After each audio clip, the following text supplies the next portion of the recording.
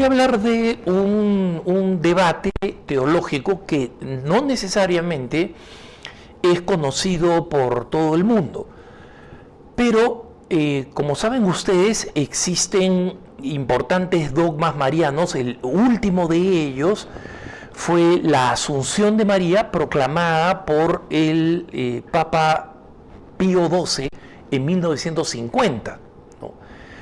Y el hecho de que, digamos, desde el primer dogma María Theotokos, o sea, María Madre de Dios, hasta los distintos dogmas marianos, ¿no? El de la Inmaculada Concepción, por el Papa Pío IX, y como digo, finalmente el de la Asunción de María, demuestra que a lo largo de la larga historia de la Iglesia, de los 2000 años, es posible que la teología vaya avanzando y que la teología en general y la rama específica de la teología que estudia a la Santísima Virgen María, que es la Mariología, pueda ir descubriendo nuevas razones o nuevas verdades muy importantes que muevan a un número importante de católicos a proclamar un dogma, ¿no?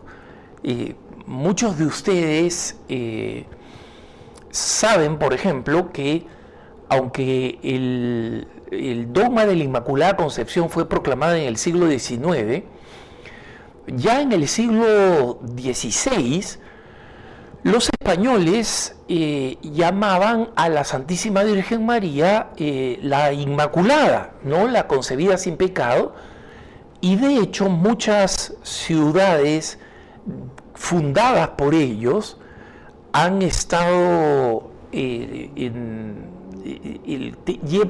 el nombre de la Inmaculada Concepción o simplemente de Concepción, etcétera, por esta convicción, ¿no? Pero el proceso de la proclamación de un dogma es un proceso muy complejo, y porque obviamente proclamar un dogma no es poca cosa, ¿no? Y para proclamar un dogma se requiere un proceso que es usualmente muy, muy largo. Y esto requiere, digamos, de muchas teorías concurrentes, ¿no? La primera es que tiene que haber una sólida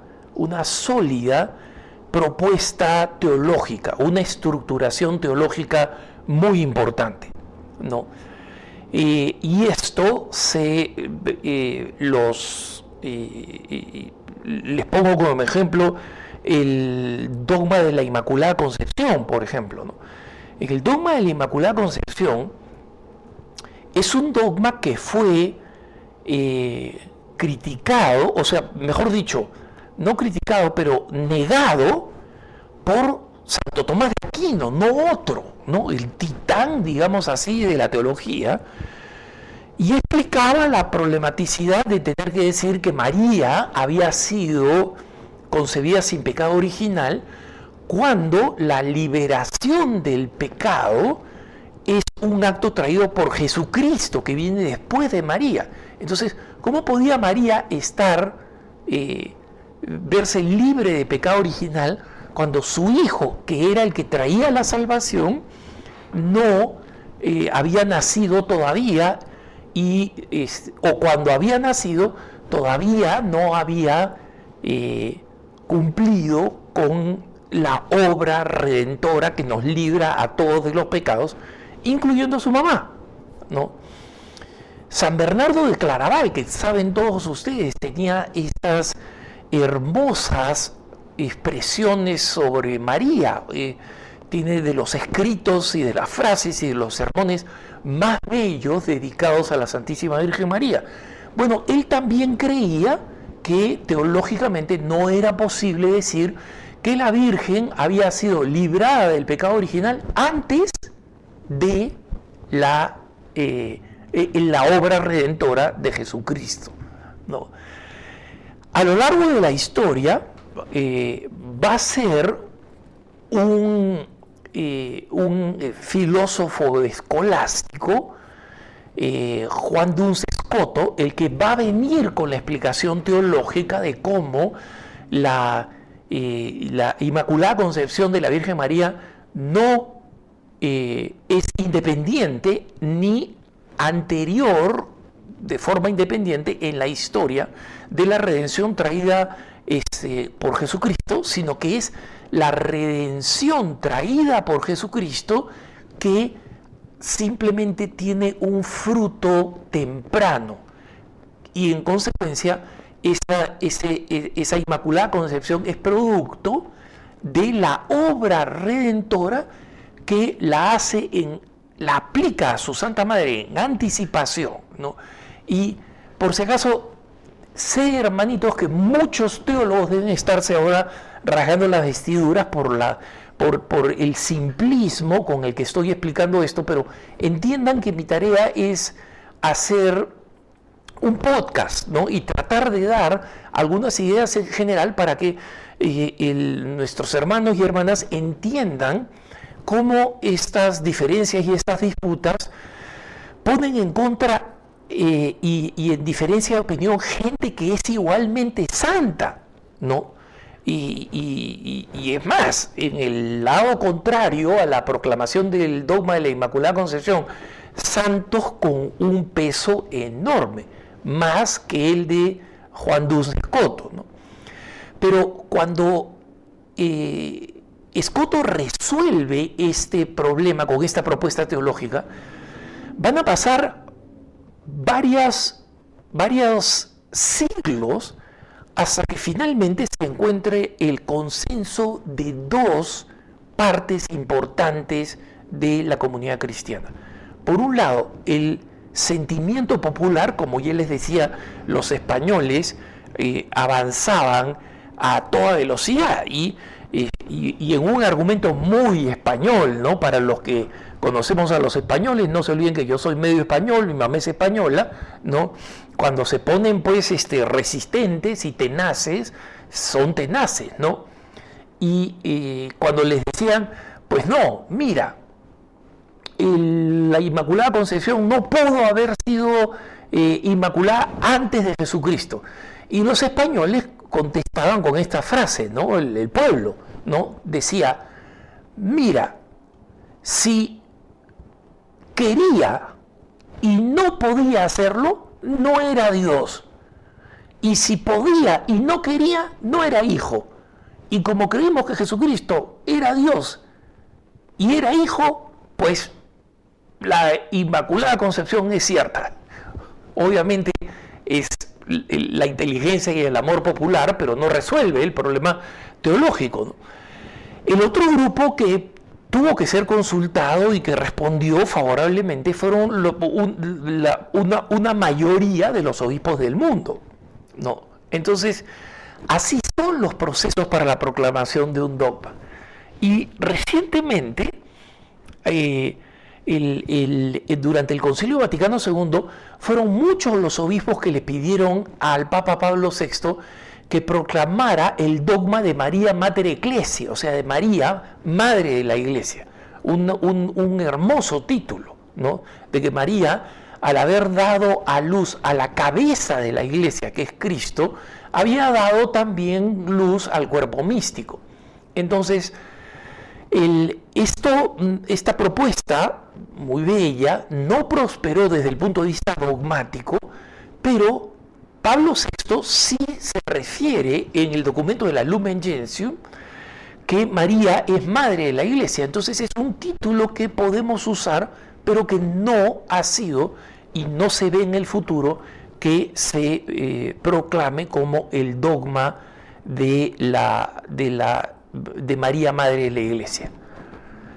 Un proceso un poco más largo y más complejo que ha juntado a mucha gente, que ha tomado nota de varios teólogos muy importantes, incluyendo de la escuela tomista de Santo Tomás de Aquino, han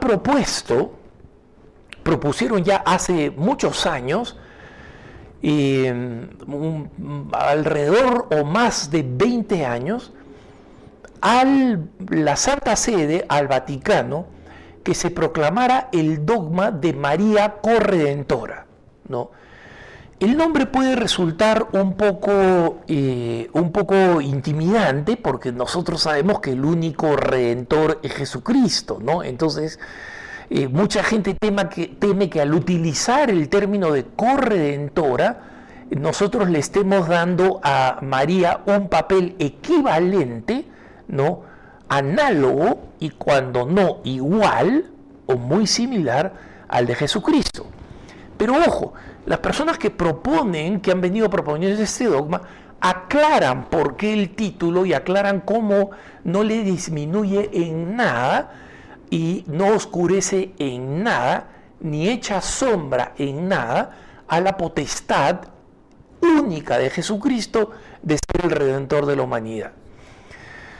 Esta propuesta, sin embargo, fue rechazada por la Congregación para la Doctrina de la Fe, y el entonces cardenal Joseph Ratzinger dio unas explicaciones bastante detalladas y, entre otras cosas, un argumento bastante fuerte fue señalar que este supuesto dogma no necesitaba ser proclamado, porque todos los que son partidarios de proclamar a María como corredentora, en realidad quieren destacar virtudes, cualidades específicas, únicas de la Santísima Virgen María, que ya están incluidas en los otros dogmas, ¿no?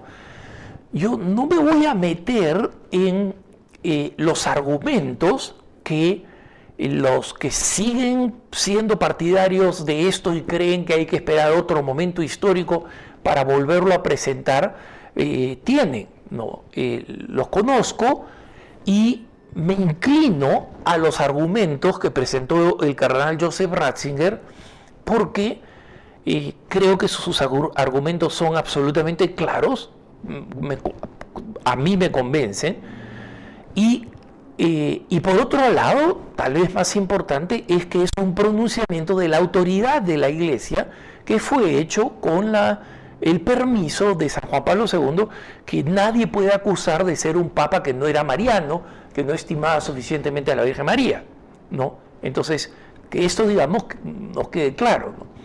Ahora, como saben ustedes, en la semana previa a la Semana Santa, el Papa, haciendo una reflexión catequética, dijo: y María tiene este papel fundamental, pero no como corredentora, no es corredentora. Y entonces, claro, es la palabra del Papa, no es en un contexto de magisterio formal, pero es la palabra del Papa. Y a raíz de esto, un buen hermano me pregunta: Alejandro, yo estoy convencido de los argumentos a favor de que María es corredentora, ¿no? Discrepo con el Papa en consecuencia. ¿Eso está mal? ¿Me hace un mal católico? ¿Me hace estar en rebeldía con el Santo Padre? Depende. Si tú crees que tú tienes absolutamente la razón, ¿no?, y que en consecuencia él no puedes coincidir con el Papa y te corresponde a ti seguir proclamando la necesidad de sacar adelante este dogma, sí estás tomando una actitud de desobediencia. A lo largo de la historia, el futuro, la historia, puede demostrar que efectivamente existe, después de cientos de años, como sucedió con la Inmaculada Concepción, que efectivamente los argumentos teológicos y el deseo del sentir de los fieles y de las autoridades episcopales coinciden con la proclamación de la corredención como dogma. Es posible, pero también es posible que no.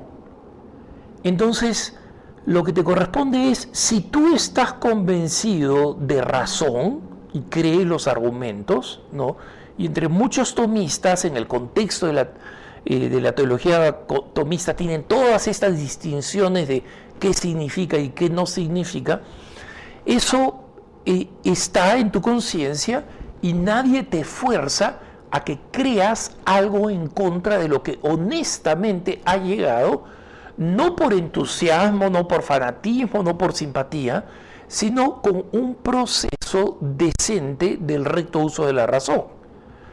Pero lo que tienes que comprender es que mientras el Papa, y esto, o sea, digamos, no es el comentario de paso de el Papa Francisco, que no es menor, que hay que tener en cuenta y respetar, porque tiene un cierto valor magisterial, y nuestro deber es sentire cum ecclesia, sentir con la iglesia, ¿no? Y donde está Pedro, ahí es donde está la iglesia, ¿no? Entonces, pero por otro lado tenemos proclamaciones magisteriales escritas por el cardenal Ratzinger y firmadas por San Juan Pablo II. Entonces, ¿existen caminos legítimos, canónicos para seguir presentando este argumento? Supongo que sí, tendría que hablar con un canonista, ¿no? Pero mientras la Iglesia ha dicho, es un dogma que no se va a proclamar, fundamentalmente porque no es necesario, porque los atributos que quiere proclamar de la Santísima Virgen María ya están proclamados por otros dogmas, entonces nosotros tenemos que tener algún tipo de decente asentimiento. Que tengas un buen día.